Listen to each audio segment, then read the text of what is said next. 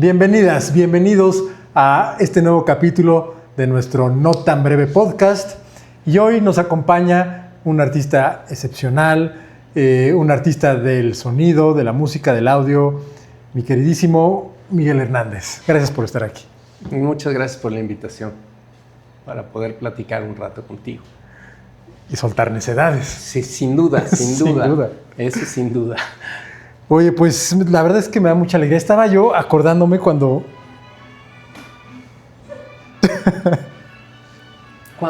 fue mi cumpleaños. Cuando fue mi cumpleaños. ¿Te estabas acordando de tu cumpleaños? Bueno.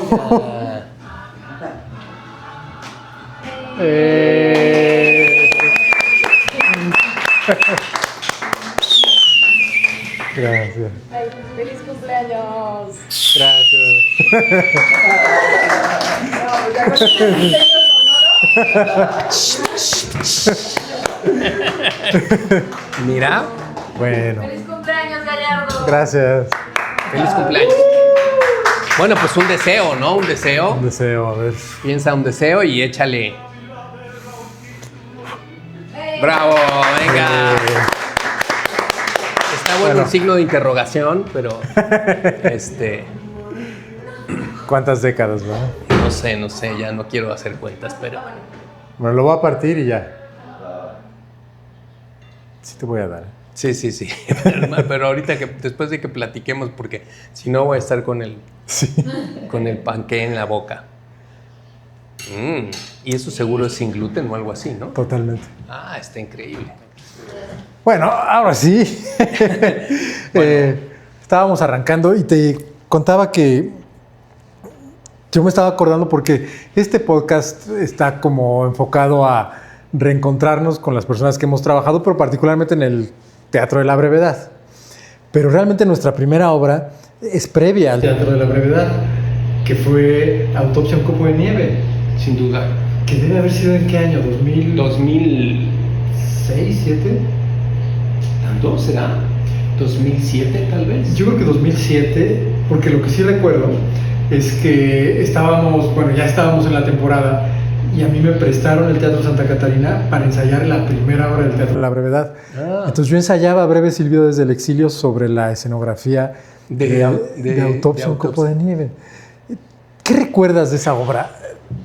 Bueno, yo, recuerdo que estaba yo trabajando con la escenografía, el vestuario y la iluminación la hacía Mónica Raya, ¿no? Mónica Raya, sí. Y entonces era muy divertido porque la verdad es que trabajábamos muy, muy a gusto, sobre todo, no, el sonido con el vestuario a lo mejor no tiene mucho que ver, pero sí con la escenografía y sobre todo con la luz, ¿no? Sí. Entonces, recuerdo haberla pasado realmente muy bien en el trabajo de la construcción del espacio entre luz y audio, ¿no? Me parece que había una muy buena conjunción de lo que ustedes nos habían transmitido, ¿no?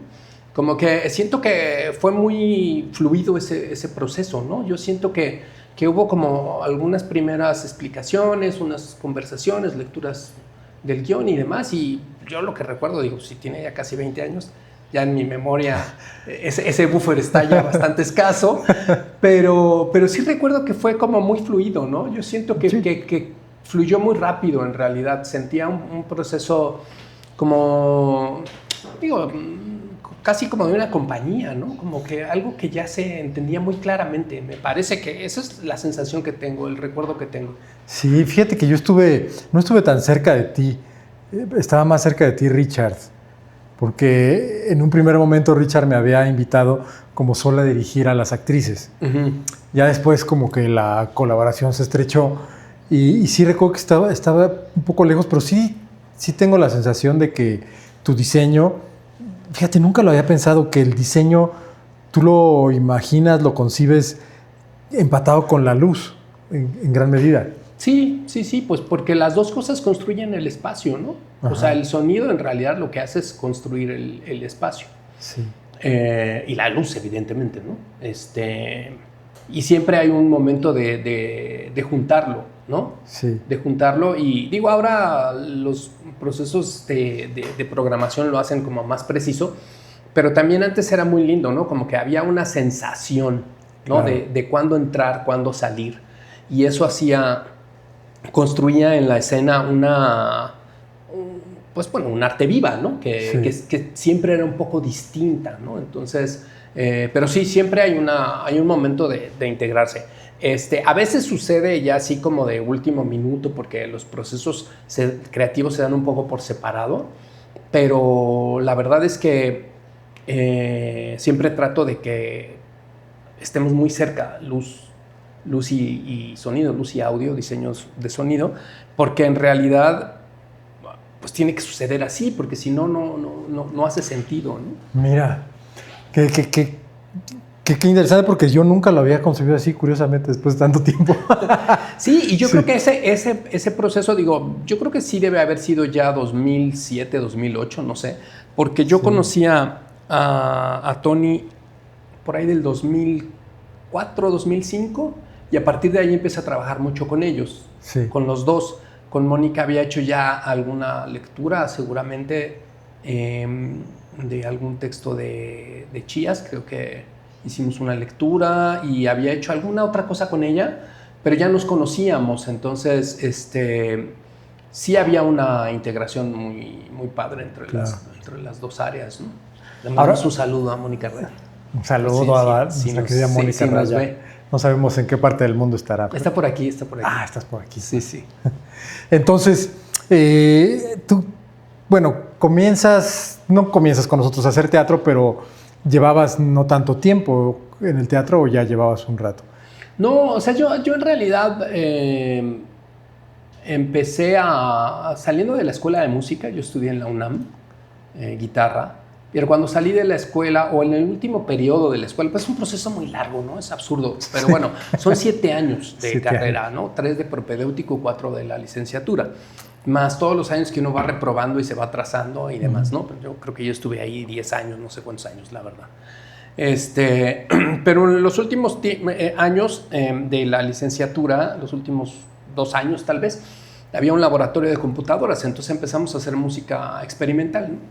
La llamada música electroacústica, hacíamos conciertos de música experimental, y a partir de ahí pues conocí a un director de teatro y pues me di cuenta que esto que yo hacía como música electroacústica, música acusmática, todas esas cosas experimentales, pues funcionaban perfecto en la escena, ¿no?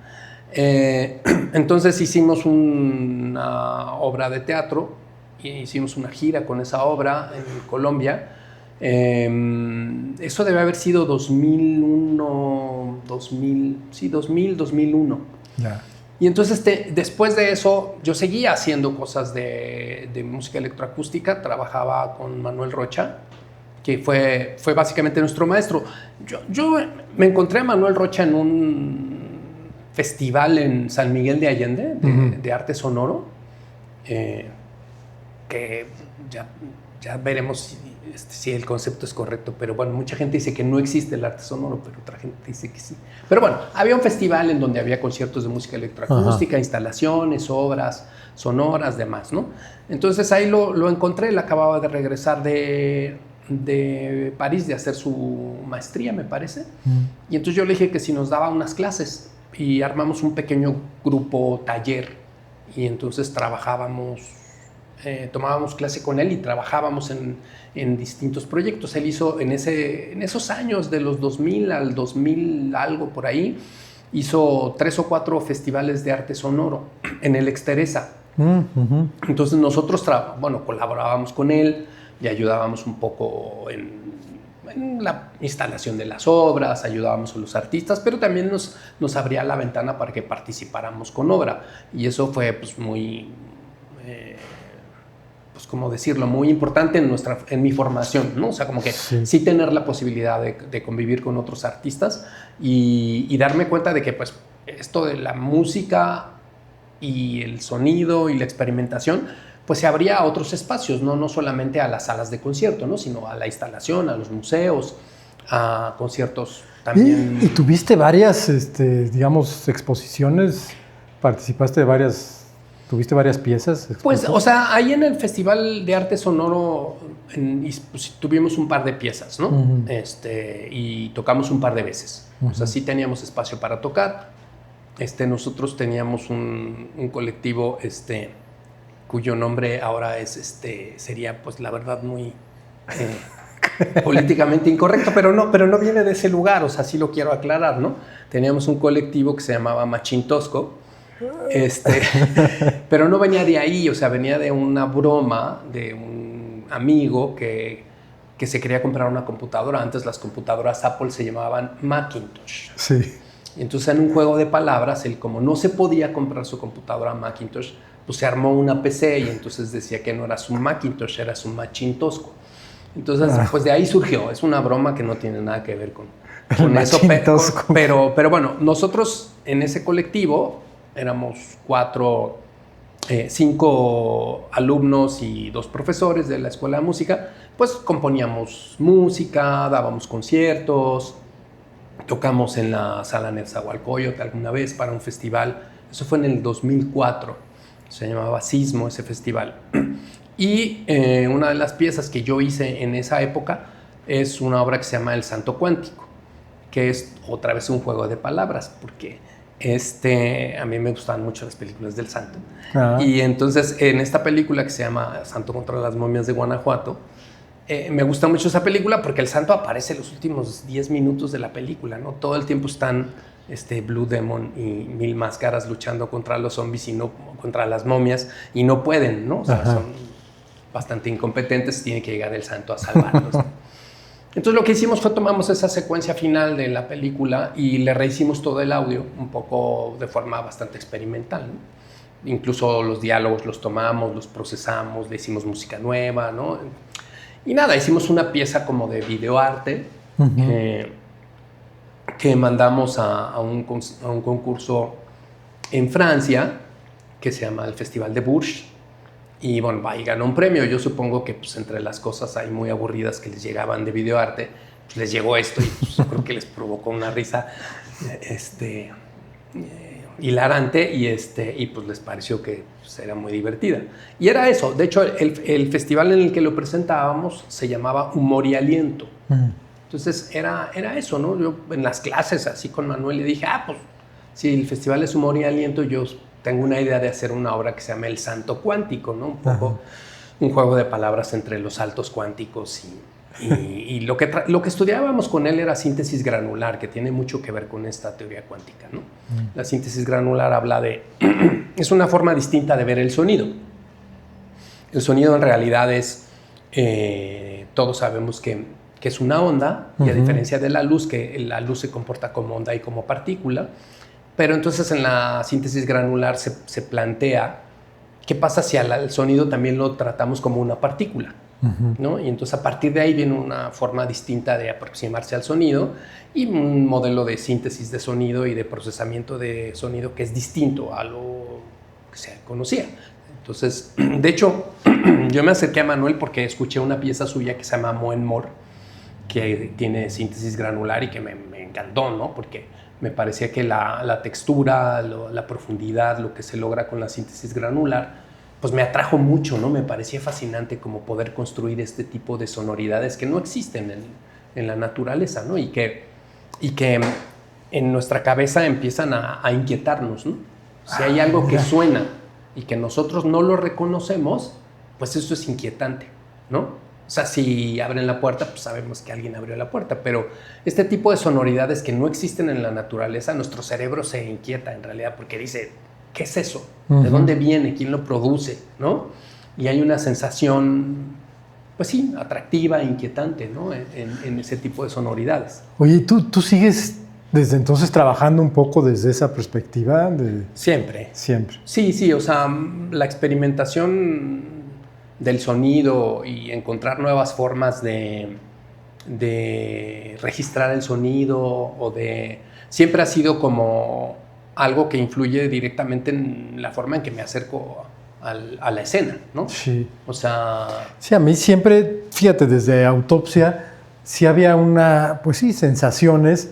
O sea, recuerdo estos sonidos como metálicos, una forma como de tintineo, de cristales, no sé, que bueno, además de envolver muy bien lo que estaba pasando en escena, efectivamente producían sensaciones pues más allá de lo que ocurre en escena, que yo creo que es lo que el sonido ha de hacer, ¿no? Tú dices, construye un espacio, construye una atmósfera y a la vez creo que construye sensaciones físicas, ¿no? O reacciones físicas en el cuerpo, ¿no? Sí, o sea, yo lo que digo siempre es que nosotros procesamos el sonido siempre de forma emocional.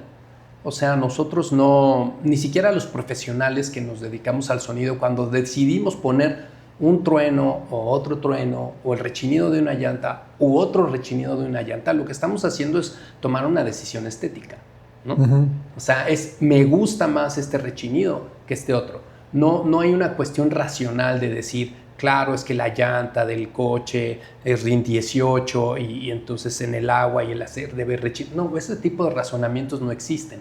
Existe el razonamiento estético todo el tiempo. Y eso es incluso ya va un poco en automático. Claro. Pero todo el sonido nosotros lo procesamos siempre de forma emocional, ¿no? Y el ejemplo más claro es, pues, hay un zumbido, ¿no? En tu casa y no te das cuenta de él hasta que desaparece. Y entonces, ¿qué sucede? Hay una liberación emocional, ¿no? Sí. Porque eso estaba generándote una tensión, ¿no? Entonces, el sonido siempre lo procesamos de forma emocional. Y lo otro que decías ahora, que yo siempre he buscado, es que viene también de esta formación que yo tuve en la escuela de música, porque estos conciertos lo que se hacía era, se ponían varias bocinas alrededor del espacio, y aunque tuviéramos solamente 2 canales, ¿no? Porque teníamos pues, la salida de la computadora, esas se decía piezas para cinta, ¿no? Pero pues ya no había cinta, ¿no? Porque todo salía de la computadora, no teníamos cinta, nosotros yo no trabajé ya con cintas magnetofónicas,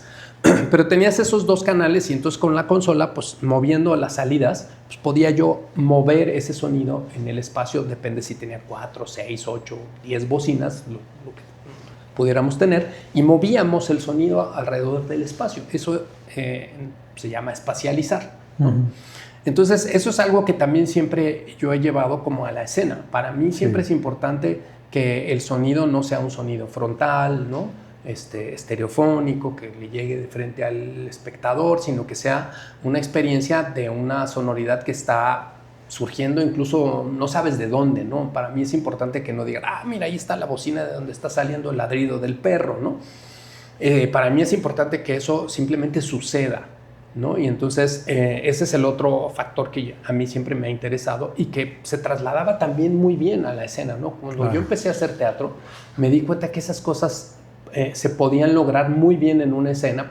Digo, además, aunque fuera teatro a la italiana, pues es un público que está cautivo, ¿no? Está en su butaca y entonces es muy fácil rodearlo de sonido y envolverlo en una experiencia que es mucho más amplia que solamente la vitrina de frontal, ¿no? Claro. Entonces, sí, siempre fue eso. Y yo creo que desde las primeras obras, o sea, seguramente, no recuerdo ahora, pero Autopsia seguramente había algunas bocinas allá arriba. Yo recuerdo que las movieron. No, o sea, yo creo que sí había cosas. Eso sí lo recuerdo, o sea, que sí, digo, estaban arriba y no sé si pusiste otras. Creo que había algunas abajo, sí. Siempre había como una cuestión así. Las primeras veces que yo llegué a Santa Catarina fue increíble porque había 2 bocinas y a una le servían los graves y a otra los agudos. Entonces las desarmé y de las 2 pues hice una, ¿no?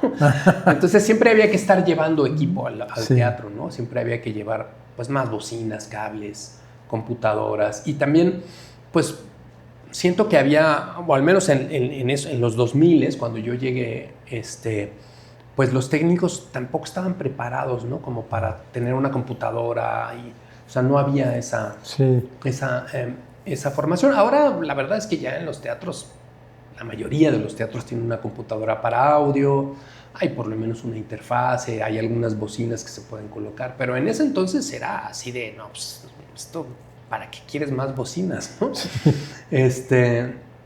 Y volviendo a eso, o sea, es otra vez tratar al sonido como la luz, fíjate. Es la misma idea, o sea, ¿cuántas fuentes lumínicas hay en una obra? Pues un montón, ¿no? Claro. Entonces, para mí, la función es llevar el sonido a ese lugar, o sea, tener muchas fuentes sonoras que puedan construir el espacio. Qué maravilla, pues. Y ahora, esta formación, pues también te abrió otra beta que tú practicas a la fecha, ¿no? Que es siempre la experimentación sonora, no solamente en la escena, sino, a ver, cuéntame un poco, digo, a mí me has contado, pero cuéntanos un poco sobre esto que haces en El Mentidero, allá en Sonora. Bueno, digo, en El Mentidero también hago Teatro también, teatro, ¿no? Hacemos teatro.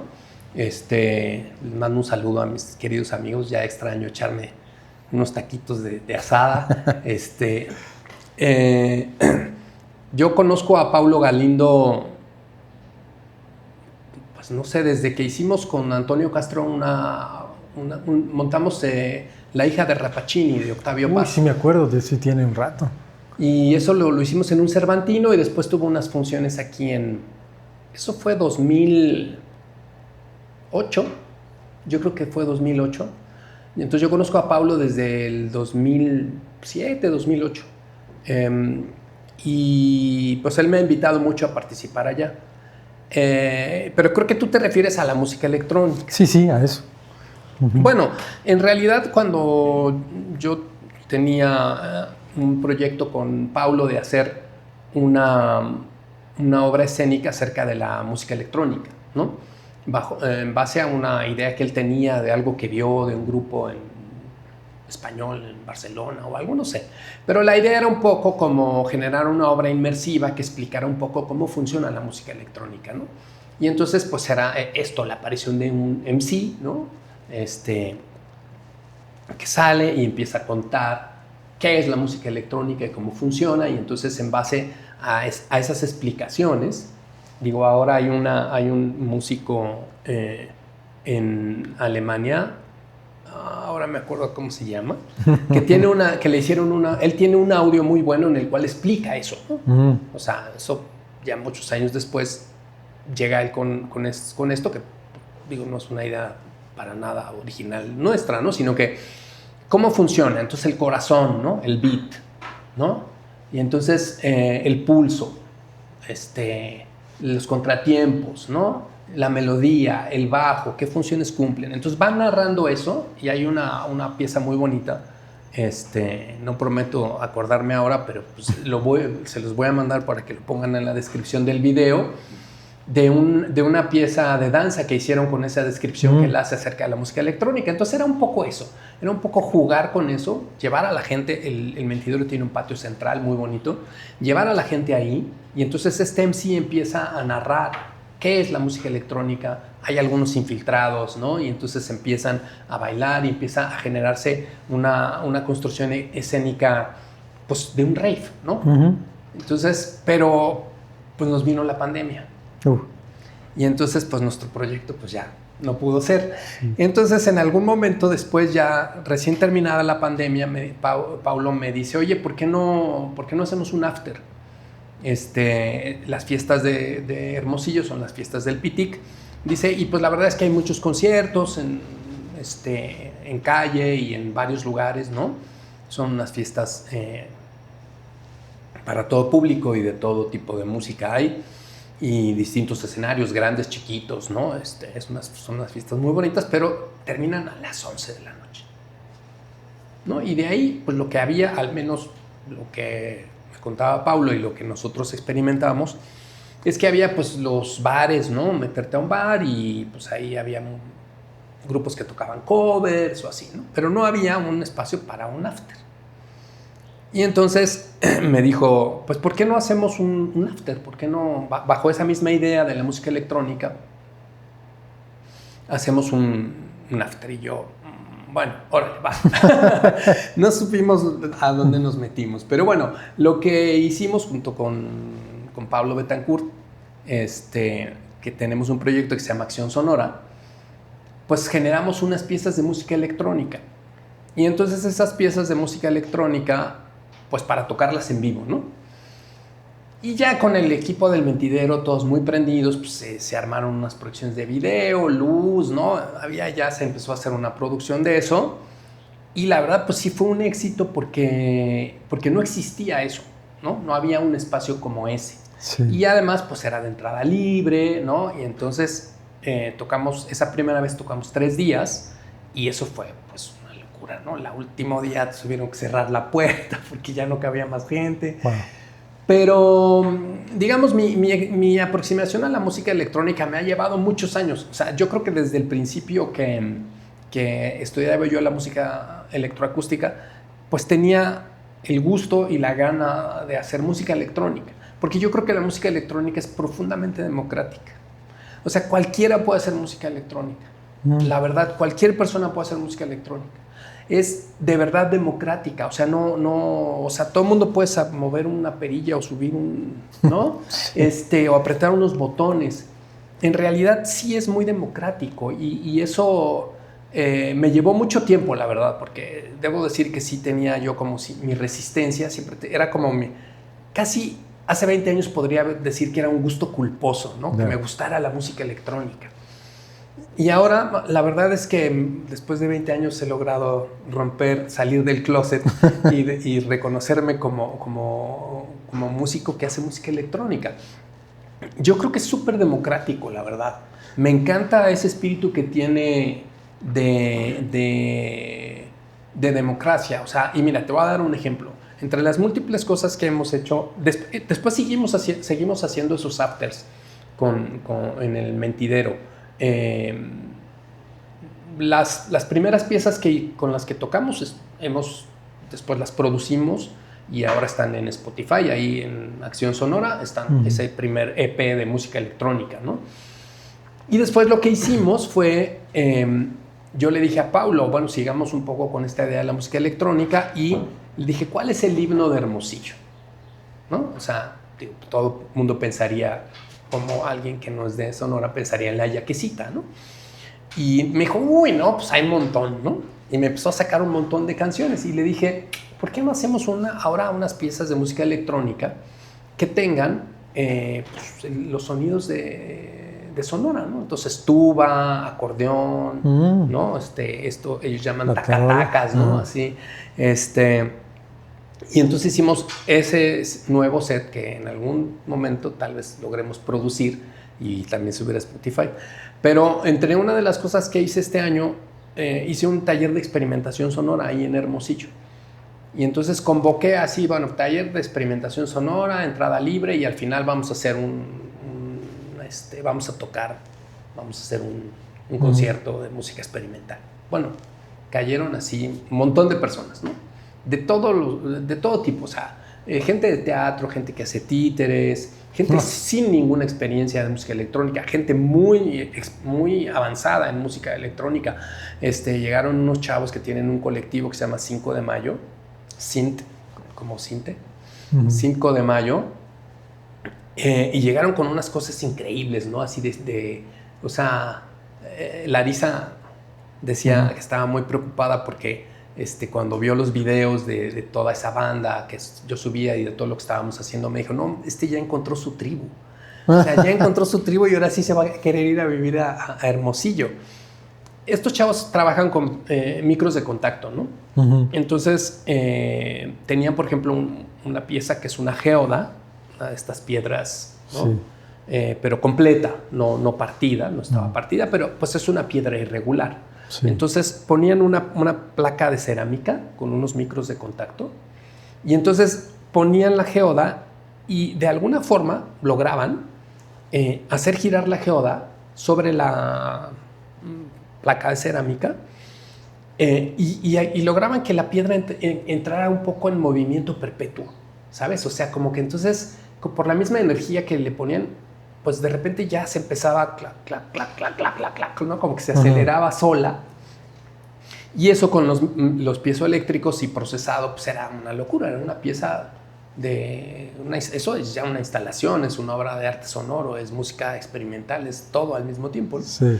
Otro trabaja con metales y entonces tiene, por ejemplo, una ballena de hierro y que está articulada, la cortó y la articula y gira y tiene también unos piezos eléctricos para los micrófonos de contacto que se llaman piezoeléctricos y entonces hacen sonoridades rarísimas. Otros que hacen esta parte que le llaman de la música electrónica que se llama noise, que es así, energía muy fuerte. Y entonces llegó toda esa banda, ¿no? Y había así 20 personas y tenían que llegar, todos llevaron sus juguetes y entonces era una cosa así enorme. Pero el ejemplo que te quiero dar de cuán democrática es la música electrónica es que había algunos chavos y chavas que no sabían nada, ¿no? Ajá. Pero yo les enseñé algunos softwares, les dije que grabaran con su celular y les dije, miren, existe este software que es gratuito y lo pueden usar, que es básicamente un software de síntesis granular, y pueden crear sus audios y traigan sus audios. Entonces su tarea es ir, grabar, pasarlo a la compu, procesar, bueno, lo pueden incluso hacer en el celular, porque el software corre desde el celular. Y entonces fueron grabando sonidos y los llevaban. Nosotros les ayudamos a poner esos sonidos en algún sampler, ¿no? Para poder dispararlos. Ajá. Pero ellas no, y estos chavos, digamos, menos experimentados, lo que hicimos al final fue una presentación en la que íbamos pasando, ¿no? De los, digamos, del colectivo 5 de Mayo, que tienen varias cosas para hacer sonido, después pasábamos con los que hacen noise, luego pasábamos con otros que hacen otra cosa, y luego íbamos con estos que tocaban el sampler, digamos. Uh-huh. Y pues como que les daba un poco de pena. Y decían, ay, pues es que no sé, ¿no? Y pues tú dale. O sea, sí. Mientras te escuches y si lo que estás escuchando te gusta a ti, seguramente le va a gustar a alguien más, ¿no? Sí. Y la verdad es que lo que hicieron al final estaba padrísimo. Prendió así a la banda muchísimo, ¿no? Entonces es muy democrática la música electrónica. A mí me gusta por eso. Me gusta ese espíritu democrático que tiene, que además nada está mal, ¿sabes? O sea, contrario a la formación de conservatorio en donde, híjole, falló una nota, ya no estuvo padre su concierto, ¿no? Sí. Aquí no, aquí la verdad es que el mismo error también te lleva a otras. Y todo muy basado en este pensamiento pues totalmente orgánico y emocional, ¿no? O sea, el que va creando ahí está pues sí, entregado a ello, ¿no? Sepa o no sepa. A mí me parece que sí es una práctica que todos deberíamos tener, ¿no? Pues sí, yo me voy a apuntar al sonido. A tu próximo también me voy a apuntar. De esa forma, ¿no? Pues hagamos uno aquí, la verdad. Pues la verdad que sí, ¿eh? Porque yo te confieso que yo he tenido también esa pulsión de, me gustaría, hace mucho, ¿no? Tenía un software, ya no me acuerdo ni cómo se llamaba, uno de DJ, ¿no? Que tiene 2 discos. Y ahí empecé a hacer cositas, quería meterlo así con video también. Te estoy hablando de hace 15 años, cuando estaba yo en el TEC. Y ahí me quedé, no volví a tocar eso pero sí, o sea, la verdad voy a apuntar. Es que bueno, hagámoslo aquí. Eso claro. Es muy, muy fácil, la verdad, y creo que como actoralmente, o sea, pienso que como actor, también hacerte consciente de la sonoridad y de la emoción que produce, pues también está padre, ¿no? Y como que... Yo creo que sí, es muy importante. Desde un ejercicio, sí, desde ahí, ¿sabes? O sea, yo creo que sí es algo que todo el mundo debería experimentar. Desde ese lugar democrático en donde no hay juicio, nada está mal, ¿no? Y la única premisa es, pues, escuchar, ¿no? Y eso es lo que también era un ejercicio bien difícil, porque éramos como 18, 20 personas tocando. Wow. ¿No? Entonces, ¿cómo sabes quién se escucha, ¿no? Entonces yo acabé más bien como dirigiendo un poquito, ¿no? Como diciendo, esto que estabas haciendo hace rato con La Ballena podría entrar otra vez. Y era bien bonito porque tenían incluso una narrativa, ¿sabes? O sea, había un texto. Por ejemplo, esa pieza, eso de La Ballena era una obra, en realidad, escénica, digamos, ¿no? Porque había un texto acerca de la ballena, ¿no? En el mar y obviamente con un sentido ecológico y demás. Y entonces empezaba a sonar la ballena y después venían otros ruidos y después venía otro texto. Era increíble. Lo que estaban haciendo esos chavos estaba padrísimo, la verdad. Mira. Bueno, ahora todo esto que nos cuentas y que tiene que ver con tanta pues sensibilidad, pues no racional, pero pues que también tiene por otro lado una base racional, y nos lleva al teatro, ¿no? O sea, el teatro que normalmente, no siempre, pero normalmente parte de un texto, se analiza el texto, se montan las escenas, en fin. Pero nosotros hicimos una obra muy particular, ¿no? Que no tenía texto y que creo que pues trabajamos a la par, ¿no? Y que fue meditación, ¿no? Que yo creo que esa es, pues yo diría, la gran colaboración con el Teatro de la Brevedad, ¿no? Que además una colaboración medianamente breve, porque creo que la hicimos muy rápido, y además tuvo muy efímeras temporadas. Y sin embargo, pues ha sido una obra que por lo menos a mí me ha marcado y ha sido muy significativa en muchos sentidos, ¿no? De cómo veo la escena, de los alcances a los que pudimos llegar. ¿Y cómo viviste tú ese proceso de meditación? Pues mira, a mí me parece que sí ha cambiado de alguna forma estos procesos, ¿no? O sea, todo se ha transformado en 20 años, ¿no? O sea, digamos, desde las instituciones que ya no producen nada, son solo espacios de programación, ¿no? Ya no hay, o sea, ya Teatro UNAM nunca nos va a hablar para producirnos una obra, ¿no? Más bien tenemos que ir a ver si nos dan un espacio, ¿no? Sí, sí. Con un proyecto, o sea, se ha transformado mucho esa estructura. En algunos casos yo pienso que no ha sido tan positivo, pero en algunos casos yo creo que ha sido muy positivo, porque, por ejemplo, meditación fue un proceso bastante horizontal, ¿no? Y eso me parece que es el tipo de proyectos que más me atraen, ¿no? En donde todo lo vamos construyendo juntos, ¿no? Desde las miradas y las escuchas particulares de cada quien, ¿no? Entonces, para mí meditación fue un poco eso, ¿no? Fue como empezar a construirlo. Por ahí hubo como un primer intento, después como que se atoró y después finalmente se logró, ¿no? Construir. Entonces, a mí me gusta mucho esta idea de ese tipo de construcciones, como dices, o sea, sin una columna vertebral ya muy definida, que sería un guión, ¿no? Porque finalmente a mí me pasa todo el tiempo, o sea, yo leo un guión y yo oigo cosas, o sea, ya es una deformación, no lo puedo detener. Escucho las cosas que suenan, que no están escritas en el guión, pero construirlo desde cero posibilita que esas cosas vayan dando reacciones en cadena más claras, ¿no? Supongo, sí. Porque, o sea, ya en una lectura de un guión yo puedo decir, ay, estaría padrísimo que aquí se escuchara tal cosa, ¿no? Que luego a veces eso me mete en muchos problemas, porque mis ideas me meten en un montón de problemas. Pero, estaría increíble que las bombas sí se escucharan como que vienen desde no sé dónde, ¿no? Y luego ahí tengo que andar poniendo una bocina, 3 pisos abajo para que pueda funcionar mis ideas, ¿no? Claro. Pero creo que los procesos más horizontales, todas estas impulsos, todas estas pulsiones que aparecen desde todas las perspectivas de cada profesional involucrado en el proyecto, va generando una reacción en cadena, ¿no? Y al final, pues el resultado, pues sí me parece que es mucho más rico, ¿no?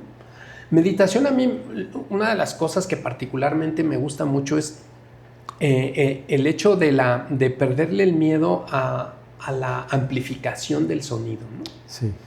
Que siempre es así un poco como, no, hombre, pues ¿cómo le vamos a poner un micro? No, si el micro, pues que se esconda, que no se vea.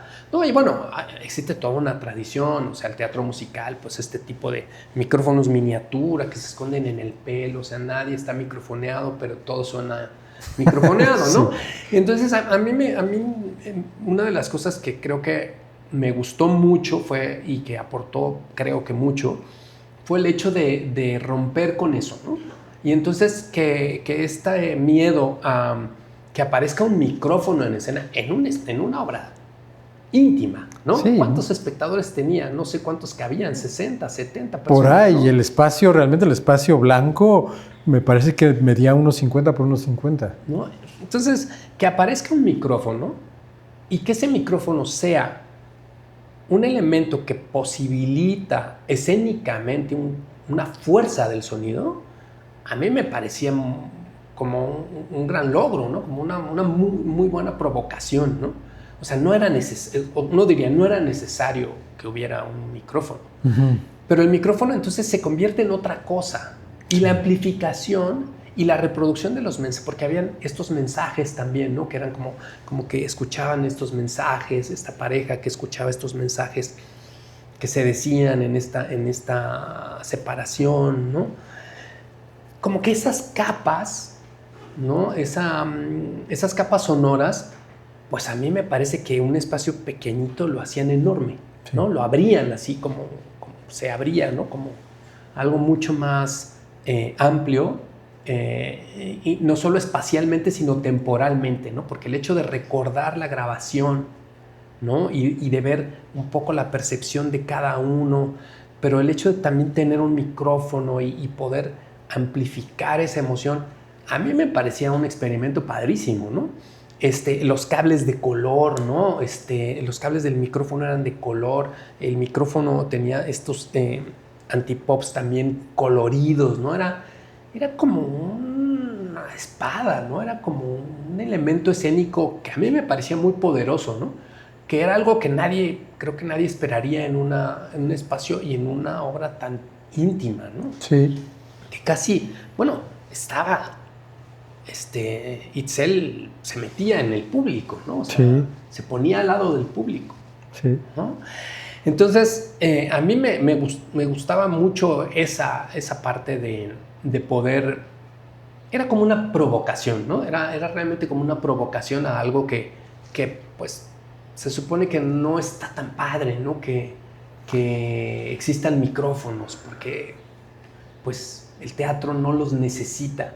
Pero cuando eso se transforma en un elemento, sí, es como una espada, ¿no? Es como algo que Sí. te posibilita otra faceta de la presencia escénica, ¿no? Porque la presencia escénica puede estar en un recuerdo de un celular, pero estar presente, pero además gritar a un micrófono, y entonces después esos micrófonos los aventaban, quedaban en el suelo, y lo que seguían diciendo lo seguíamos procesando, y de repente era padrísimo porque aventaba el micrófono y seguía hablando y decía algo, y 7 segundos después volvía a aparecer eso como una memoria atrapada, ¿no? En esto, porque también es eso, ¿no? Una relación, a veces uno está atrapado en sus mismos decires, ¿no? Sí. ¿No? Entonces eso me parecía, a mí me parecía fascinante poder trabajar y pues colaborar contigo, y que exista esa apertura a decir todos esos accidentes, ¿no? Porque ese, por ejemplo, fue un accidente, o sea, dejó el micro, por alguna razón yo en mi programación no cerré el micrófono, se quedó abierto y dije, wow, eso se está metiendo y está sonando 4 segundos después, pues padrísimo, dejémoslo ahí, ¿no? Sí. Entonces, el error nos iba dando más elementos, ¿no? A mí me pareció un proceso fascinante, la verdad. A mí también, y de muchos hallazgos, o sea, tanto los micros que tuvieron pues distintos significados, ¿no? O sea, iban desde los más simbólicos hasta ya significados muy particulares, usos físicos, ¿no? O sea, se enredaban en los cables, como dices, los soltaban. Y luego también las fuentes del audio, ¿no? Había esas 2 bocinas muy evidentes, que también era otra, ¿no? Evidenciar de dónde sale ciertos audios, y entonces el sonido se cerraba ahí, de ahí salía.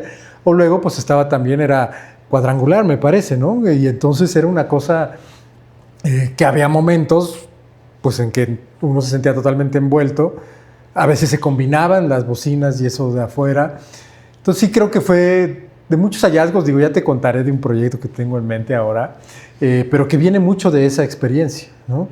Y que yo creo que meditación pues es en gran medida ese audio, ¿no? O sea, se conformó en gran medida pues gracias a lo que estaba pasando con los micros, con las bocinas, y también pues con todo lo que tú, pues no sé si es correcto decirlo, compusiste, ¿no? O sea, todos esos sonidos que iban desde, no sé, cantos tibetanos hasta otros sonidos, ¿no? Sí, a mí me pareció un proyecto muy... Bueno, pues, creo que es lo que tiene que ser, ¿no? O sea, cuando uno colabora en un proyecto, pues debe ser ese ejercicio de libertad, ¿no? Y de colaboración, y de decir, eso sí funciona o eso no. Evidentemente, claro, seguro hubo cosas, a lo mejor ahora no nos acordamos, pero hubo cosas que no funcionaban, ¿no? Pero a mí me gustaba mucho, como dices, la evidencia, ¿no? Decir, ahí hay una bocina y hay un audio que está saliendo de ahí. Y ahí hay un micrófono y ahí hay un cable. Y eso me parecía como sonoramente muy poderoso, porque como dices, se convertía en algo no solamente sonoro y emocional, sino también simbólico, Sí. ¿no? Y escénico, totalmente escénico. O sea, era casi como la posibilidad de materializar. Los micrófonos eran como la evidencia de la materia del sonido, ¿no? Como, Sí, sí. ¿no? Y la materia que habitaba. Ha habido personas que me han preguntado por qué se llamaba meditación, ¿no? ¿Qué tiene que ver gente meditando con eso? Que había momentos tremendamente violentos, momentos muy crudos. Y justamente yo pensaba, pues, porque el acceso a la meditación y meditar al otro y meditarse a uno mismo, pues está lleno de eso, ¿no? De a veces sonidos internos que casi se nos salen y a veces de todo el ruido externo y de la relación que hay entre una persona y otra, que también está compuesta pues de lo que digo, de lo que te grito, de lo que te aúllo y de lo que la otra persona pues también puede clamar desde sonoridades, ¿no?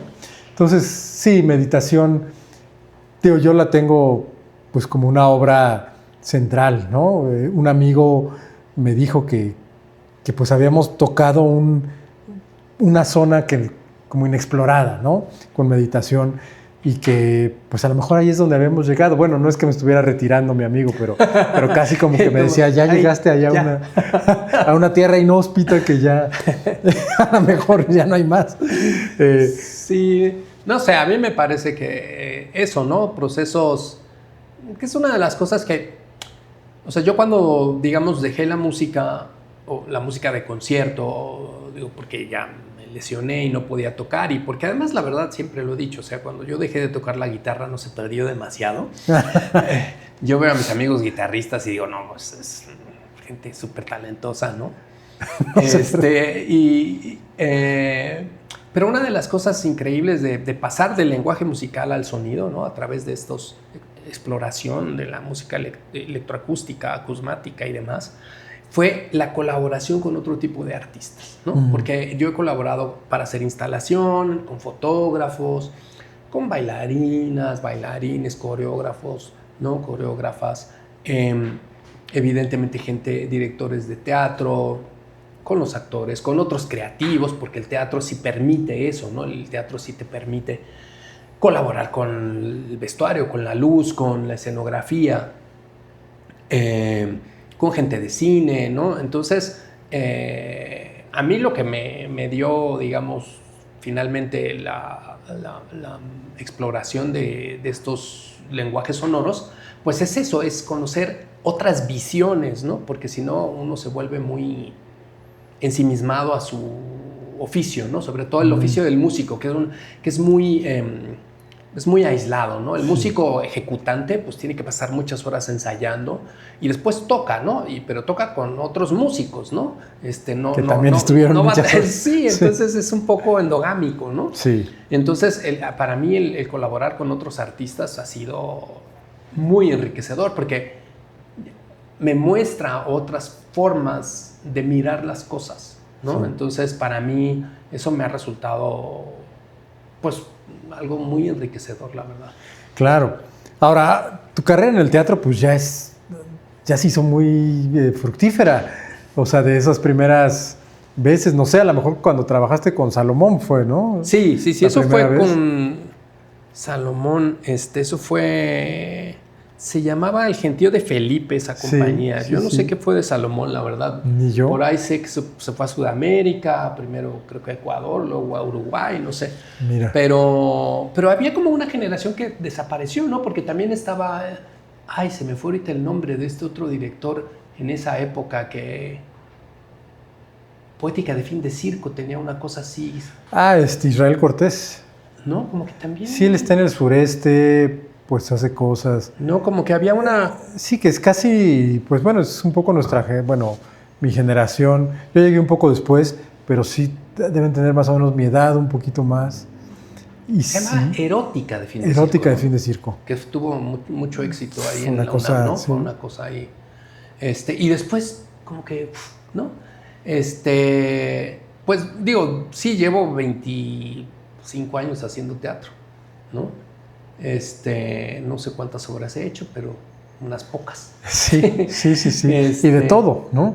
O sea, obras de lo más experimentales hasta otras obras un poco más, diríamos, ortodoxas quizá, pero siempre presente esta mirada, pues del audio construyendo y del audio no nada más, porque yo he visto obras, creo que he hecho obras donde el audio solamente es como referencial, ¿no? Como suena el timbre, hay lluvia, y todo saliendo, pues como dices, ¿no? De la misma fuente. O sea, no hay una... Es solo para que el espectador se ubique, ¿no? Y reitere, sí está lloviendo, sí sonó el timbre, ¿no? Pero esta otra experiencia que yo sí he tenido contigo, creo que ha estado presente por lo menos en todas las obras que yo he visto tuyas, ¿no? Sí, pues yo siempre trato, la verdad, o sea, yo creo que hay evidentemente siempre desde el texto unas referencias claras a cosas que están pasando sonoramente, ¿no?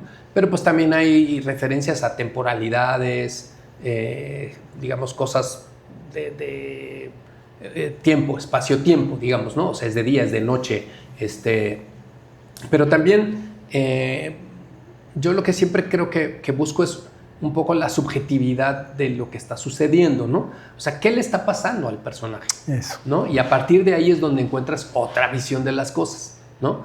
Porque el personaje que se encuentra en el frente del mar, pues bueno, pondrás el mar y las gaviotas y está padrísimo.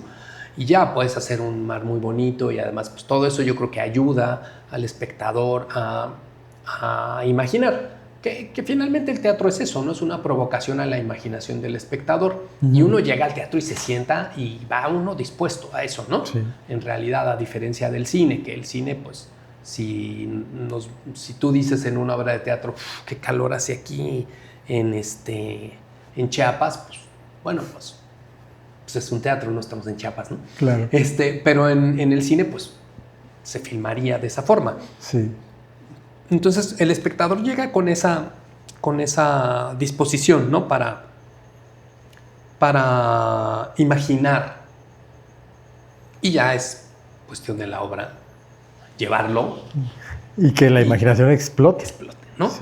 Entonces a mí lo que me gusta mucho es pensar siempre desde ese lugar. O sea,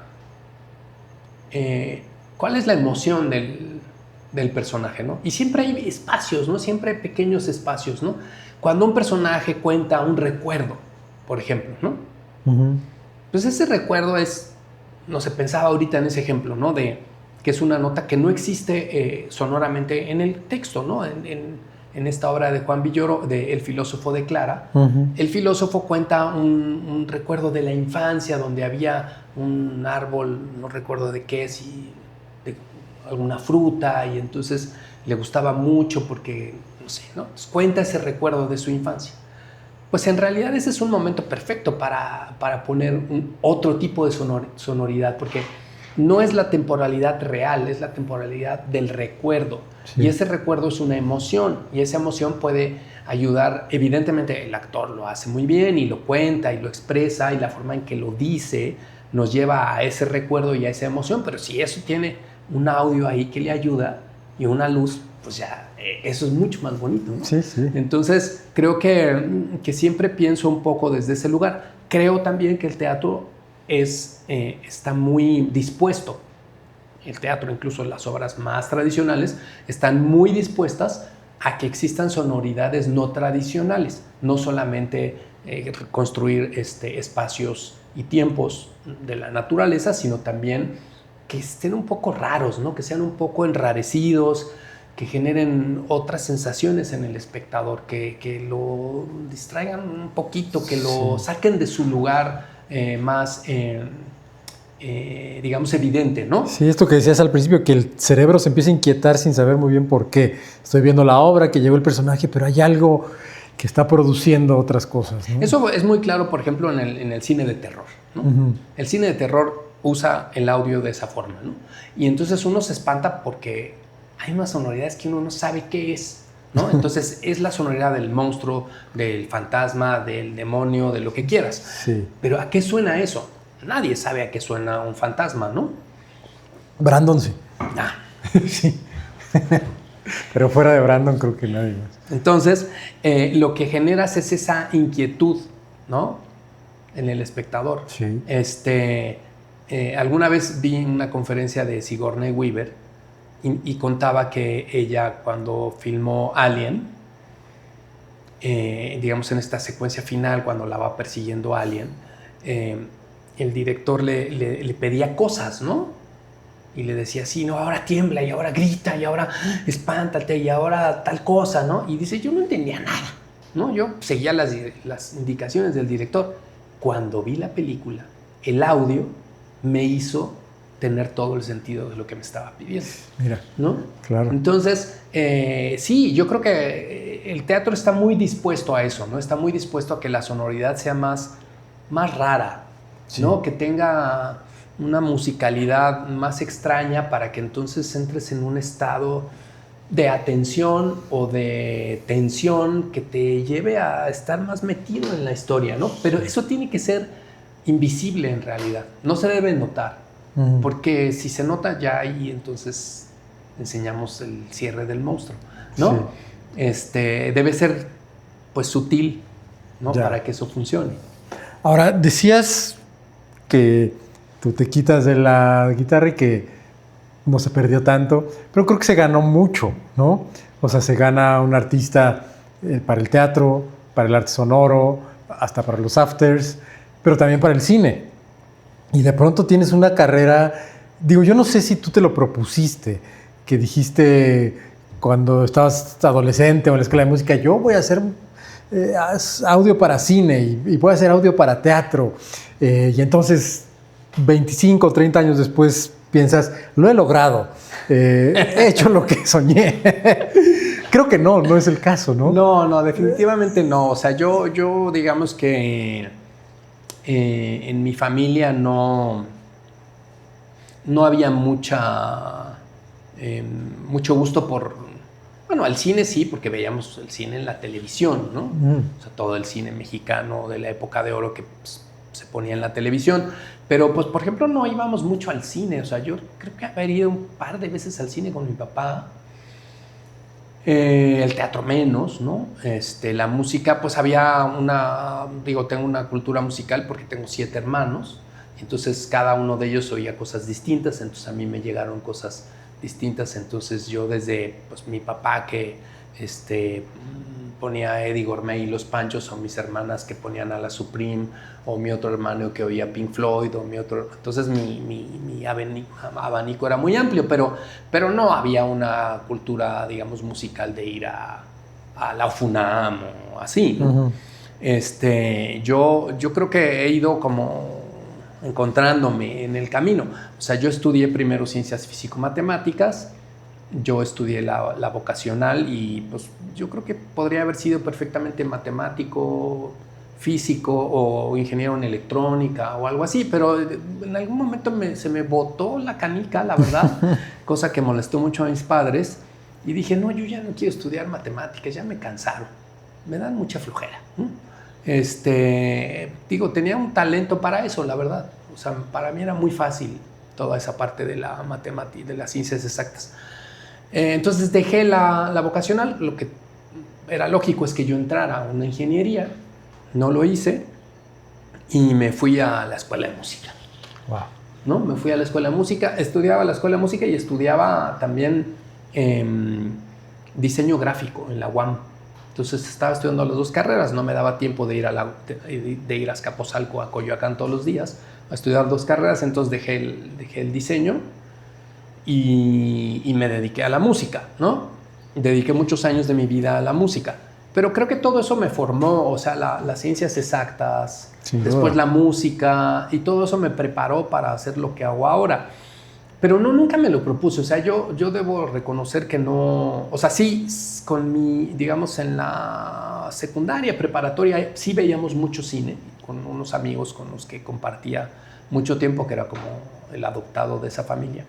Y nos íbamos a las muestras de cine y veíamos toda la muestra de cine. O sea, era así de ver 3 películas diarias. Claro. Y éramos así unos obsesivos de ver todas las muestras. Y me gustaba el cine, pero yo no tenía idea de cómo funcionaba o cómo sonaba el cine. No tenía la menor idea Ni técnicamente te, de cómo ni te funcionaba. sentías atraído de yo quiero entrar ahí a hacer algo. No, yo no pensaba en eso en realidad. Y fue pasando, ¿no? Fue pasando porque, te digo, una cosa llevó a la otra. O sea, la música experimental, conocer a algún director de teatro. Ah, pues existe el teatro, aquí funciona muy bien esto. También de ahí me di cuenta que, pues digamos, para una forma de sustento más estable era trabajar en un estudio haciendo postproducción para radio y televisión. No, pues que era algo muy, muy sencillo. Ahí tenían una pequeña salita de mezcla donde se mezclaban comerciales, todos estos comerciales que nos ponen antes de las películas. Los mezclábamos ahí y después íbamos a los estudios Churubusco. Ahí fue cuando realmente empecé a conocer. Eso debe haber sido casi en los 2000, 97, 98, ¿no? Que empecé a conocer eso. Y nada, empecé a mezclar comerciales y después me invitaron a trabajar a un estudio a mezclar películas, ¿no? Hicieron una sala muy grande ahí en la Colonia del Valle y empecé a mezclar películas. ¿Se fue donde yo te conocí? ¿Habrá sido que estaba como en el eje 6? Sí, por ahí. Ahí en la Colonia del Valle está esta sala de mezcla y empecé a mezclar. Yo la verdad es que desconocía toda la parte del proceso, o sea, a mí llegaban con la película y yo la mezclaba, ¿no? No entendía mucho y no sabía mucho del proceso de producción cinematográfica y pues poco a poco he ido, digamos, pasando. O sea, el proceso de producción del sonido de una película se divide en 3 etapas, ¿no? La primera es el registro sonoro, que es el sonido directo que se hace en la locación, ¿no? Después se hace una postproducción, un diseño de sonido en donde se toma eso, se limpia, se agregan más sonidos y demás. Y después la tercera etapa es la mezcla de sonido, ¿no? Yo lo primero que hice fue mezclar, ¿no? Que es raro porque claro. Es al revés, uno sí, la gente empieza acá, ¿no? grabando sonido, luego hacen edición, luego hacen diseño, luego ya hacen mezcla, ¿no? Yo empecé mezclando, la verdad, y a partir de ahí pues fui integrándome a los otros procesos, ¿no? A la edición de sonido. Después dejé de trabajar en ese estudio y pues monté un pequeño estudio. Las películas se mezclaban en salas muy grandes, ¿no? O sea, al final ibas muchas horas a una sala muy grande a mezclar una película. Cuando salí de ahí, digamos, no fue muy amable la salida.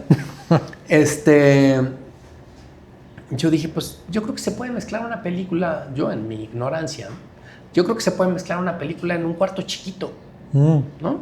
Así como hacíamos con los comerciales.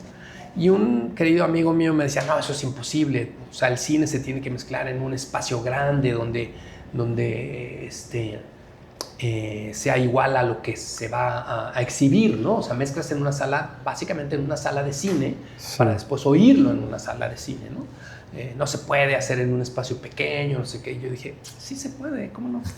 Y entonces monté un estudio muy chiquito y entonces hicimos una película que se llama Desierto Adentro, de Rodrigo Plá. Nos tardamos muchísimas horas, evidentemente sí, el punto es que te vas a tardar más horas, pero lo hicimos, o sea, mezclamos en un espacio súper chiquito y llevábamos todo ya mezclado, pero pues muy separado para protegernos, ¿no? Porque pues quién sabe si iba a funcionar. Pero a partir de ahí yo creo que se desató, no digo que yo haya sido el primero que lo hizo, pero ahora todos los procesos son así. Mezclas en una sala muy chiquita y después vas a una sala muy grande a checar unas cuantas horas. Antes se mezclaba, yo mezclé varias películas, Temporada de Patos o, por ejemplo, Lake Tahoe de Fernando Emke. Mezclamos 300 horas la película. Solo del proceso de mezcla fueron 300 horas. Eso son, no sé, 6, 7 semanas, ¿no? ¿Cuántas semanas son? 8, 40 horas a la semana. Sí, 6, 7 semanas, ¿no? Mezclamos la película. ¿Y eso es como lo normal, no? Era lo normal. Ya. Ahora ya no funciona así. Ajá. Ya nadie hace eso. Las películas que tienen mucho presupuesto en Estados Unidos sí hacen eso. O sea, no sé, por ejemplo, mi amigo que trabaja en Estados Unidos, con el que yo trabajé en esa sala de mezcla en la del Valle, y él se fue a Estados Unidos, dice, por ejemplo, que, no sé, Transformers pues, mezclan 6 meses, ¿no? Y en varias salas, y es... Ajá. Bueno, pues son presupuestos y esquemas muy grandes. Claro. Nosotros no hacemos eso. Hay algunas películas en México que tienen un poco más de presupuesto y pueden ir tal vez 2 semanas, pero no creo que más de 2 semanas. O sea, bueno, a lo mejor algunos hacen 3 o Ya, 2 tal semanas, vez. sí. Yo lo que hago es un esquema en el que al final voy una semana, 40 horas nada más, a una sala grande para revisar, pero en realidad ya el proceso está bastante afinado para poder lograr trabajar muy cómodamente sin que estés, porque las salas grandes pues cuestan por hora, entonces es como un taxímetro, ¿no? Yo cada vez que hacen un chiste les digo, gracias por tu chiste, nos acaba de costar 50 pesos, ¿no? Porque hemos perdido 1 minuto oyendo tu chiste. En serio, cuesta 50 pesos Sí, claro. el minuto. Qué barbaridad. ¿No? Entonces no. La verdad, cada vez soy menos, pero era muy tirano. En la sala de mezcla soy muy tirano y sí, no quiero gente hablando, aquí se viene a oír, a mezclar y a trabajar, a optimizar el tiempo. Si quieren, hacemos un corte en algún momento y lo que Para sea. contar el chiste. Pero es que cuesta mucho dinero, ¿no? Entonces, ahora lo que hacemos es pues, reducir ese tiempo, pero trabajamos en un estudio mucho más cómodamente, en donde podemos discutir las escenas, oírlo otra vez, mover algo, ¿no? Cambiar el sentido de algo, experimentar, ¿no? Entonces, ahora, sí, ese es mi camino en el cine. Digo, te empiezas como desde una perspectiva un poco técnica, pienso, ¿no? Cuando estás en esa sala y te dicen, pues ahí está la película, mézclela. Y ahora ya hay una relación, digo, yo vi esta película, se me va el nombre. Todo el silencio. Bueno, Todo el silencio y la de Ángeles. La de Valentina. Y Valentina, que son películas profundamente, pero además tremendamente emocionales. O sea, ya hay yo creo que tú pasaste de ese proceso técnico de ahí está la película, mézclela, a esta relación emocional con personajes, con el drama de la película, con todos esos elementos internos pues que vienen desde el guión, ¿no? Sí, bueno, yo creo que mezclar también es un proceso emocional. Siempre, sí, o sea, a lo mejor antes no lo tenía tan claro, ¿no? Yeah. Creo que dar clase nos ayuda mucho a aclarar esas cosas, ¿no? Porque cuando le queremos explicar a alguien por qué tomamos cierta decisión, nos damos cuenta que en realidad siempre es una decisión emocional o estética, ¿no? Entonces mezclar es padre. Si yo pudiera dedicarme a algo, me dedicaría a mezclar cine. Yo sería feliz así, es mi temperamento. Yo viviría en una sala de mezcla perfecto, con mi cafetera, mezclaría cine y sería súper feliz, la verdad, ¿no? Si me pudiera dedicar solamente a eso, trabajaría 7 horas diarias, no más, porque no se puede trabajar más, es inhumano para los oídos. Y me gusta mucho mezclar porque pues es un poco lo mismo que decías de estos softwares para mezclar música. Es la misma sensación. O sea, hay un ambiente, pero hay un efecto, pero hay un portazo. Pero ¿qué tal si ese portazo le pongo más reverb? O si no le pongo más reverb. ¿O qué tal si sigo escuchando los pasos del personaje? ¿Hasta dónde los escucho? ¿No? ¿Cómo genero la sensación de que el personaje se acerca y te habla, se acerca a ti, te habla, ¿no? O sea, genera más emoción del personaje porque se enojó, ¿no? ¿Cómo lo logras? Pues cambias la ecualización, o sea, hay muchas cosas técnicas, pero al final el resultado que buscas es un resultado emocional, ¿no? O sea, yo te digo, lo intuía, lo hacía, lo aprendí también, porque cuando llegué a esa sala conocí a Nerio Barberis y a Lena Eskenazi, dos diseñadores. Nerio, pues uno de los primeros diseñadores de sonido en México. Lena tiene 8,000 premios de diseño de sonido y con ellos aprendí mucho de lo que era mezclar, ¿no? Y de lo que era la sensación de mezclar. Además era muy padre porque, digo, ahora muchas cosas ya las hacemos rápido en la compu y haces con un lapicito y con el mouse, pero ahí era una sensación física porque tenías que mover los faders, ¿no? Y entonces esa sensación de que, no sé, qué tan fuerte es esta ola, ¿no? Entonces tienes una ola y entonces tú, ¿cómo rompe esa ola, no? Esa sensación, esa cuestión física de cómo mezclas ese sonido, cómo logras esa emoción con ese sonido, era absolutamente emocional. No lo sabía. Yo decía, claro, tengo que llegar a tales niveles y hacer cosas. O sea, hay una parte técnica que sí tienes que saber, pero todo el tiempo es muy emocional, muy de sentir, de sentir. Entonces eso pues también es una cosa que a mí me gusta mucho. Yo lo hago por eso, ¿no? Porque en ese momento estás sintiendo Y entonces también el sentir, pues es un estado de meditación y Ujú. es un estado de presencia. Y entonces eso hace que la vida camine, ¿no? Sí. O sea, hacer sonido tiene que ser del momento. El sonido se construye en el momento, no es algo que teorice uno y después resuelva la ecuación. Lo estás haciendo ahí, tienes que estar Está presente. entrando ahí y estás... Y estás respondiendo a eso, y es una retroalimentación, porque si no, no va a Y funcionar. entonces, digamos, depende también en gran medida de cómo estás tú en el estudio.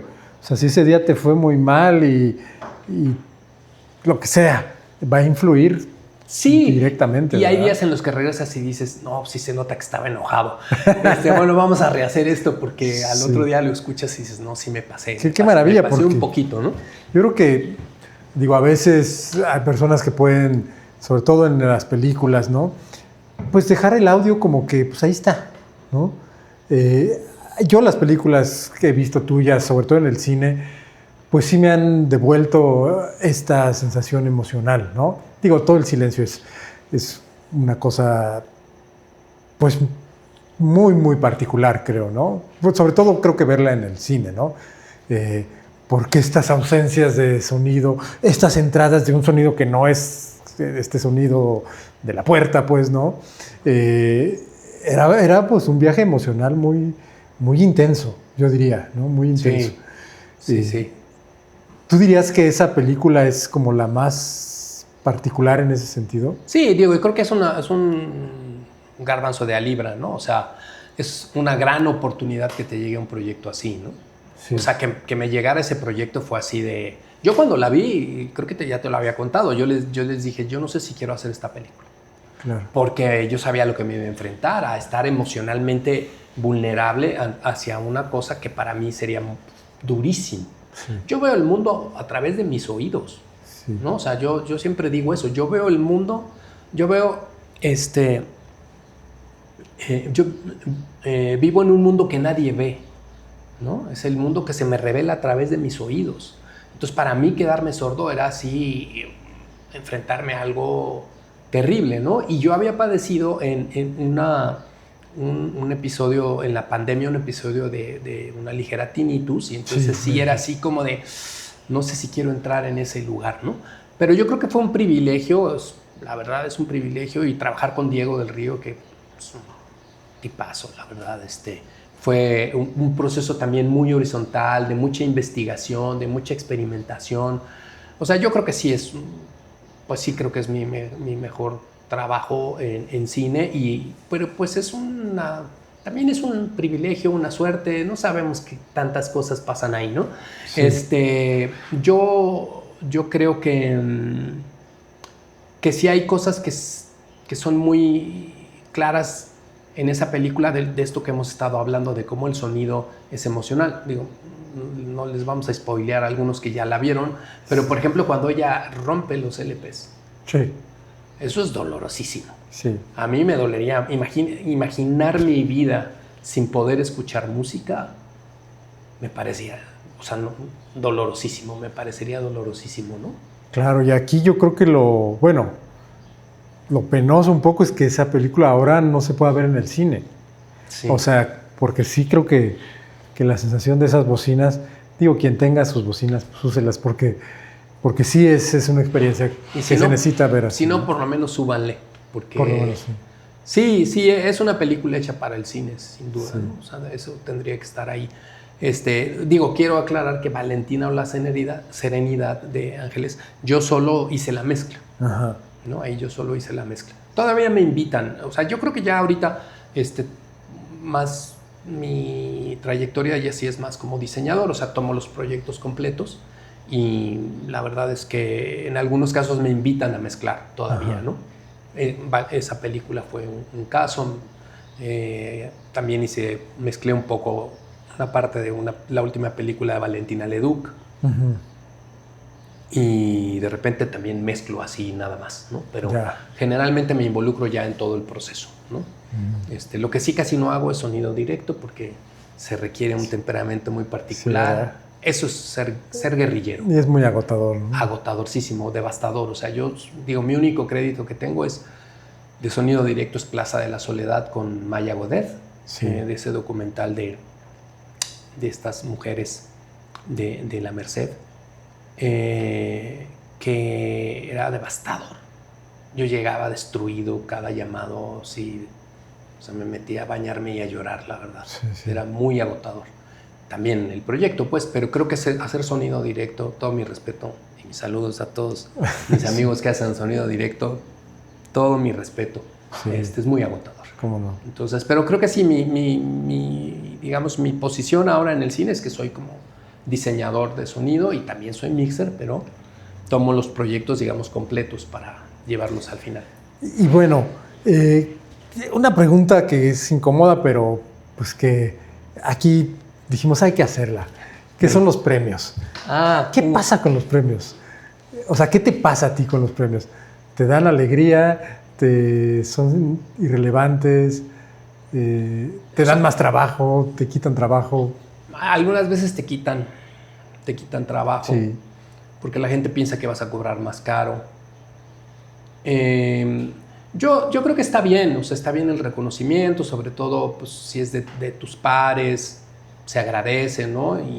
Pero ya últimamente sí tengo una visión un poco distinta, ¿no? Tal vez, pues a veces es que hay que pasar por ahí para poder analizarlo, ¿no? O sea... ¿Tú has pasado por ahí 4 veces? Sí. ¿De Arieles? Sí, tengo 4 Arieles. Sí. Y bueno, por ejemplo, un premio que a mí me dio mucho gusto fue un premio que le dieron en la India a Todo el Silencio. Eso me pareció... Eso sí me conmovió, la verdad, porque pensar que tu trabajo conecta con alguien del otro lado del mundo. Ese festival fue increíble. Fue un festival en la India, en Kerala, y estudiantes de cine se acercaron al director para pedirle mi contacto, me escribieron, ¿no? Entonces, eso me parece valioso porque yo creo que eso es lo que queremos hacer, ¿no? Queremos hacer cosas que conecten con otras personas. Y esa es la posibilidad que te da el cine. El teatro tienes que estar presente, ¿no? Tú tienes que ir y hacer la obra. Sí, sí. Y ahí entonces la comunicación es directa. El cine te da la posibilidad de viajar y contactar con otras personas a distancia, ¿no? Entonces, en el Festival de la India, en Kerala, hay un premio, el premio del jurado. Todos los festivales tienen un poco ese premio del jurado. Y el premio del jurado no se lo dieron esta vez a una película, se lo dieron al sonido de Todo el Silencio, ¿no? Entonces, pues sí fue muy conmovedor, la verdad. Claro. Sobre todo por eso, por la posibilidad. O sea, si me preguntas qué onda con los premios, pues sí me emociona conectar con otras personas, ¿no? Sí. O sea, que lo que uno hace conecte y emocione a otras personas, eso sí me parece valioso de lo que hacemos, ¿no? Porque finalmente de eso va, ¿no? O sea, contamos historias. Y lo que me permite a mí, como espectador, ver una película, ver una obra de teatro, es poder vivir la historia de otra persona, ¿no? Y poder sensibilizarme a que mi mundo, pues es chiquito, ¿no? Comparado con todas las posibilidades que hay, ¿no? Sí. O sea, si piensas en Valentina o La Serenidad, ¿no? O sea, como una niña de 10 años en una comunidad, en Oaxaca, vive un duelo, ¿no? La pérdida del padre. Sí. Entonces, bueno, eso te sensibiliza, ¿no? Por eso creo que contamos historias. Entonces, eso me parece importante. En ese sentido, pues se agradece mucho un premio como ese. Yo tengo 4 Arieles y he estado nominado un par de veces más. No sé, la verdad es que estoy en una etapa en la que tengo o sea, no sé, porque pareciera que el premio te valida algo más. Uh-huh. Y a veces me parece que, no sé, como que te van a invitar a una entrevista porque te ganaste un Ariel. Uh-huh. Bueno, pero yo he hecho, no sé, 70 obras de teatro y he hecho, no sé, más de 100 películas, ¿no? Sí. Y nunca me han invitado de otra forma, ¿no? Me hablan porque te ganas el premio, ¿no? Entonces, pareciera que sí hay un sistema que te etiqueta y te valida porque tienes un premio. Sí. Y yo no sé si sea tan así las cosas, ¿no? Sí. O sea, entonces sí estoy en un momento crítico de esa parte y también de ir entendiendo, no caer en esa trampa, ¿no? Porque creo que también es una trampa. Y si tú te lo crees y entonces te sientes superior porque tienes un premio, pues yo no hice esa película para ganarme un premio, ¿no? Imagínate, si yo lo hiciera para ganarme ese premio, pues qué triste, porque he hecho 100 y me he ganado 4. Sí. Pues mi récord sería muy malo, ¿no? Sí. Entonces, o hay gente que es súper talentosa y que nunca se ha ganado un premio, Claro. ¿no? Todos conocemos gente súper talentosa que ha trabajado muchísimo y que nunca se lo ha ganado. Entonces creo que tendríamos que reconocernos desde otro lugar, no solamente desde los premios. Se agradecen, está bien, hay que participar y para que sean más democráticos, para que haya más pluralidad, para que no sea un círculo cerrado, endogámico, que se autopremia. Hay que trabajar mucho, ¿no? Yo he trabajado en la academia desde hace muchos años para tratar de que sea más plural y sea distinto, ¿no? Yo entré a la academia de cine cuando los premios se decidían en una mesa con 10 personas. Uh-huh. Y 10 personas decidían. Y después de una votación, cuando alguien decía, ok, esta es la lista, alguien se levantaba con un poco de labia y decía, no hombre, están equivocados. Esta película que está aquí en el fondo la voy a sacar del fondo y la voy a encumbrar porque tiene unos valores increíbles.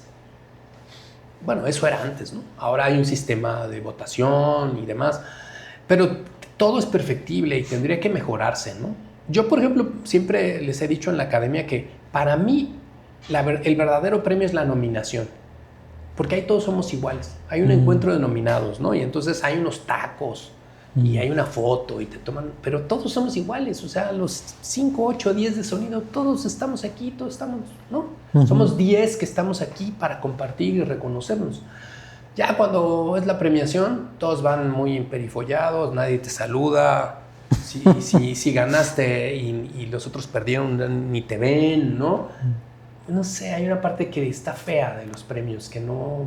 Yo creo que para mí lo más importante sería la nominación y es donde tendría que haber la gran fiesta de nominados, porque somos un montón, nos reconocemos, contactamos, te saludas, platicas, generas ideas, proyectos, cosas, ¿no? Entonces sí, estoy un poco en una etapa que... Mira, qué interesante porque pues eres además parte de la academia, ¿no? Sí, yo creo que tendríamos que plantearnos... La academia hace muchas cosas, ¿eh? No solamente los premios, y a veces parece que es lo único que hace. Sí. Pero la academia trabajó mucho en la ley del cine, o sea, junto a los gremios, era un poco una voz que coordinaba muchas cosas. Ha hecho muchos talleres de producción, está involucrada en restauración de materiales, ¿no? Fílmicos, La academia hace muchas cosas y los premios es lo más visible, ¿no? Claro. Y a veces pareciera que es lo más necesario. Necesitamos el reflector, ¿no? Y la transmisión y los vestidos de gala. Y yo pienso que deberíamos de, no sé, mirarnos de otra forma, reconocernos en otros lugares y reconocernos sin esa necesidad de eso, porque al final es una suerte de un volado, ¿sabes? Uh-huh. O sea, pues que te toque una película que sea popular, que tenga... Hay muchísimas películas que son muy buenas, pero pues que no tienen la difusión y entonces no tienen el alcance que tienen otras películas y por eso no llegan a ser reconocidas, ¿no? Cierto. Entonces pienso que hay que replanteárselo y no tomárselo tan en serio, creo. Ahora, ya casi para ir cerrando, actualmente, pues... Sé que tienes otros proyectos, ¿no? Porque, ya con todo lo que has dicho, uno piensa, a ver, ¿cómo le da tiempo a Miguel? Pero además haces otras cosas, o sea, está la docencia, está toda tu experimentación, pues sonora con la meditación, con la, ¿cómo se llama? Psilocibina, que, en fin, ¿no? Hay otras actividades, entre ellas, pues la obra que hicimos audiovisual, ¿no? Bardos, que pues ya no hemos hablado tanto. Pero actualmente, ¿qué estás haciendo? O sea, ¿qué sigue? Tanto de trabajo, en términos de teatro, cine y otras cosas. Yo lo que estoy... sigo haciendo teatro. Todas las obras tienen que pasar ahora, ya ves, por los EFICES. Entonces, bueno, hay un par de obras que acaban de conseguir el recurso. Qué bueno. Entonces, hay un par de obras. Una es con Cabe Parmás, dirigida por Cabe Parmás. Uh-huh. Y otra dirigida por Diego del Río, que estarán, pues supongo que serán para el próximo año. El productor es David Castillo. Entonces hay por ahí algunos proyectos de teatro. yo tengo que regresar. Yo soy miembro del Sistema Nacional de Creadores y mi proyecto lo estoy desarrollando en Hermosillo. Este año hicimos un Hamlet. Hicimos 2 montajes, uno que es móvil y otro que es para teatro cerrado. O sea, hicimos 2 versiones de esa misma obra. Y tengo que regresar allá porque el próximo año trabajaré otra vez con ellos allá en el Mentidero.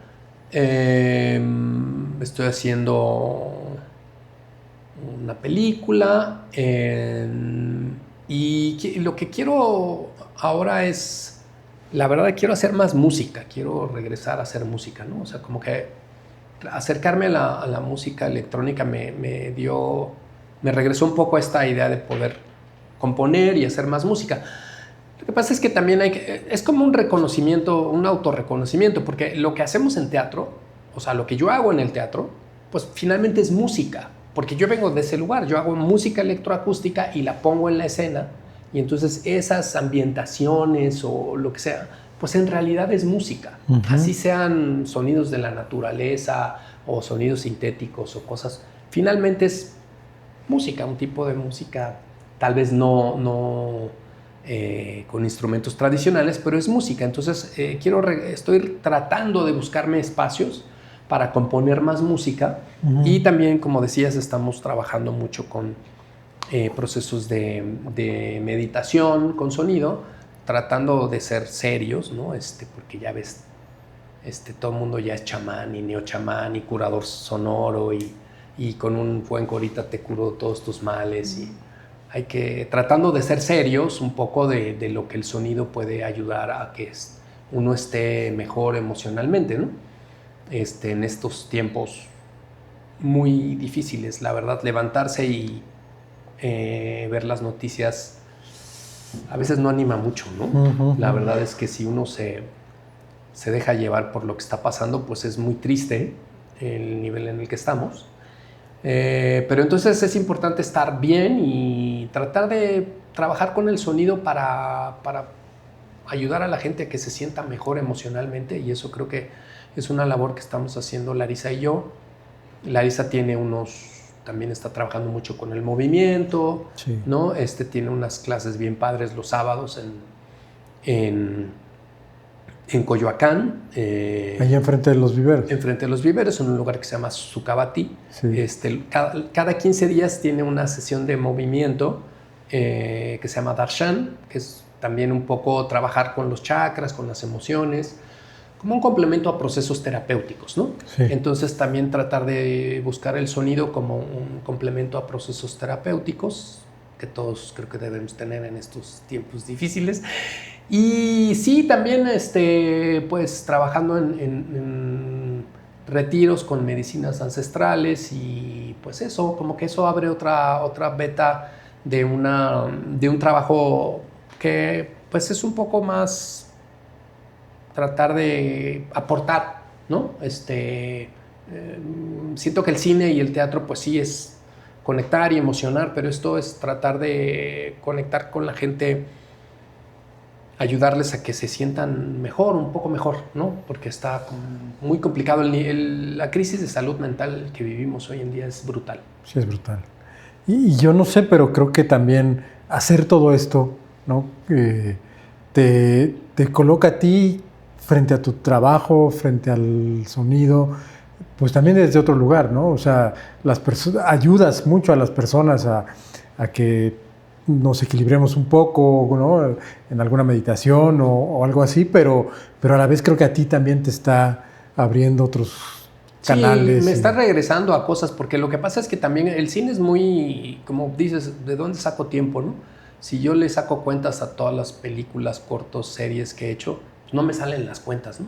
Has vivido 500 años. No me salen las cuentas, la verdad. Pero entonces también uno se va dejando y uno acaba siendo un fotógrafo, Marcos López, le decía a Elena Eskenazi, le decía, es que ustedes tienen que hacer cosas que le gusten a otros, porque nosotros hacemos el diseño de la película que le tiene que gustar al director, uh-huh, o al productor o demás, ¿no? Y bueno, ahí encontramos ese equilibrio, pero sí, como que me estoy tratando de devolverme el hecho de hacer cosas que me gusten a mí por el placer de hacerlo y que no me importe si le gusta a alguien más, ¿sabes? Y entonces eso ha sido muy reconfortante. Algún día, y me ha ayudado mucho, ¿no? A mí, la verdad, o sea, algún día llegué al estudio así súper enojado, teníamos que trabajar en una película y me habían prestado unos cuencos de cuarzo y yo los tenía que devolver porque los quería grabar. Y entonces le dije a Pablo, ¿sabes qué? No quiero saber nada de la película, vamos a grabar los cuencos porque ya los tengo que devolver. Nos pusimos a tocar los cuencos todo el día y estuvo increíble porque de ahí sacamos un disco, en realidad, ¿no? Que está ahí en Spotify, que tengo unas piezas que hicimos con los cuencos. Pero fue así de hacer algo para uno, ¿no? En realidad. Y digo, están ahí, pero no, o sea, tampoco es importante que estén ahí, digo, no. Lo que quiero decirte es que recuperar esos tiempos para hacer cosas que me gusten a mí y en donde me sienta absolutamente, donde el resultado solo me tiene que gustar a mí. Sí. Y por ende le va a servir a alguien, porque yo también les digo a mis alumnos, si tú haces un diseño, me enseñan cosas de sus cortos y le digo, ¿te gusta? No me gusta. ¿Te emociona? No, la verdad no. Pues entonces no le va a emocionar a nadie. Tú tienes que lograr que te emocione a ti. Y pues todos somos súper básicos, iguales. Y pues las emociones son las mismas. Si te emociona a ti, va a emocionar a alguien más, la verdad, ¿no? Sí, y encontrar ese punto luego no es tan fácil. No es tan fácil, lleva tiempo, pero hay que perseguirlo, ¿no? Hay que perseguir eso y tiene que ver con reconocerse y con, como dices, ¿no? Como darse tiempo. A mí me está pasando eso, ¿no? Como después de muchos años de entregarme a la producción de obras y de hacer cosas para alguien más, cuando ya no tenía nada me sentía, pues, ¿qué hago, no? Ahora, si no tengo nada que hacer, ¿qué hago? Pues empezar otra vez a hacer cosas que me gusten a mí, ¿no? Sí. Y que me satisfagan, en realidad. Qué eso bueno. Está padre, la verdad. Qué bueno. Pues sí, creo que ahí empatamos. Estoy también un poco en ese... Sin duda, ¿no? Hay que regresar a eso. Sí. Porque si no, entonces se vuelve... Pues mira, volteas así, ya pasan 25 años. Sí, se han ido rápido. 25 años, ¿no? Y luego también eso, ¿no? O sea, no sé con quién platicaba. Con Hugo Arrevillaga platicaba el otro día, ¿no? O sea, pues tanta gente que se ha ido, ¿no? Sí. Y joven en realidad, ¿no? Que de repente dices, pero ¿cómo si? Entonces creo que hay que regresar a uno. Y desde ahí uno se comparte mejor, creo, ¿no? Claro, yo también creo. Pues, y más en esto que hacemos. Oye, pues mira, ya casi vamos a terminar. Y aquí nos gusta terminar con una dinámica de cierre. Y bueno, es muy sencilla. 1 minuto, que creo que Dani va a tomar el tiempo. Entonces, en 1 minuto, tú nos vas a dar la mayor cantidad o menor cantidad, como tú quieras, de recomendaciones de todo tipo. Pueden ser libros, música, películas, series, obras de teatro, la que tú quieras. El problema es que invité al alemán. Y entonces el Alzheimer, que está aquí junto a mí, no me deja acordarme y siempre le estoy diciendo, ¿te acuerdas del libro aquel? Entonces, bueno, haré el intento. Hagamos el intento, ojalá se logre. Sí. Ok, el último libro que leí, El Invencible Verano de Liliana, ¿se llama? Creo que sí. Es un libro que les recomiendo mucho. También, bueno, les recomiendo el libro de mi querida Carmen Amezcua, Mi viaje de sanación psicodélico. Es un libro que habla acerca de los estudios que hay acerca de las plantas medicinales, las plantas psicodélicas, su uso y su forma responsable de trabajar con ellas. Pienso también que les puedo recomendar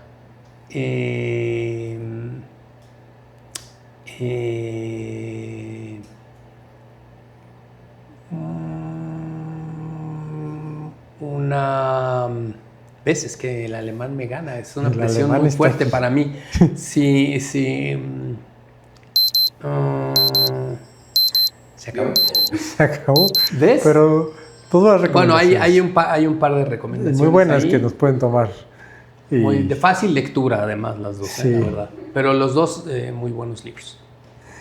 Oye, Ya si me dejan luego ahí en la descripción del podcast les pongo toda una lista de discos que estoy escuchando y que me parece que están buenos. por favor.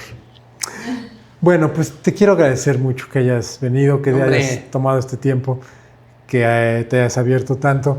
Y deseo que sigamos colaborando, desde luego, Sin duda. sin duda. Ya de entrada, pues hagamos nuestro taller de experimentación Pues aquí. mira aquí, ¿sí? Sin duda, me traigo ahí chacharitas, micrófonos, cosas y eso está padrísimo porque Sí. uno va descubriendo ahí cosas interesantes con el sonido. Pues gracias, gracias de verdad. ¿De qué? Y pues gracias a ustedes que nos han acompañado y nos vemos en el siguiente capítulo de este no tan breve podcast. Gracias.